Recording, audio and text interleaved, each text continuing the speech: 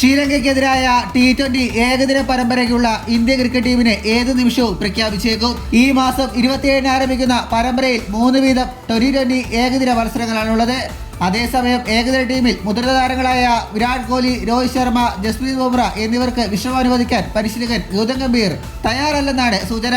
3 താരങ്ങളും പരമ്പരയെന്ന് വിശ്രമം ആവശ്യപ്പെട്ടിട്ടുണ്ടെങ്കിലും രോഹിത് ശർമ്മയുടെ നേതൃത്വത്തിലുള്ള ടീം ഏകദിന മത്സരങ്ങൾക്ക് വേണമെന്നാണ് ഗംഭീറിന്റെ കടുത്ത നിലപാട്. ഏകദിന ടീമിൽ രവീന്ദ്ര ജഡേജയുടെ സ്ഥാനം ഭീഷണിയിലാണ്. അക്സർ പട്ടേലിനെ പകരക്കാരനായി പരിഗണിക്കാനാണ് നീക്കം. മലയാളി താരം സഞ്ജു സാംസൺ 2 ഫോർമാറ്റിലുള്ള ടീമിലും ഇടം നേടുമെന്ന് പ്രതീക്ഷിക്കുന്നു ആരാധകർ. T20 പരമ്പരയിൽ ഹർദിക് പാണ്ഡ്യ, സൂര്യകുമാർ യാദവ് എന്നിവരിലൊരാൾ നായകനായേക്കും. ശുഭ്മാൻ ഗിൽ ഉപനായകനാക്കാനും സാധ്യതയുണ്ട്. സിംബാബ്വെ പരമ്പരയിൽ കളിച്ച ടീമിൽ നിന്നും ചില താരങ്ങൾ T20 ടീമിലെത്തിയേക്കുമെന്നാണ് റിപ്പോർട്ടുകൾ. വ്യക്തിപരമായ കാരണങ്ങൾ ഹർദിക് പാണ്ഡ്യ ഏകദിനങ്ങളിൽ കളിച്ചേക്കില്ലെന്നാണ് സൂചന. അങ്ങനെയെങ്കിൽ KL രാഹുലാകും ഏകദിനങ്ങളിൽ ടീമിന്റെ നായകൻ. T20യിൽ ഹർദിക് പാണ്ഡ്യ രോഹിത് ശർമ്മയുടെ സ്വാഭാവിക പിൻഗാമിയാകുമെന്നാണ് കരുതുന്നത്.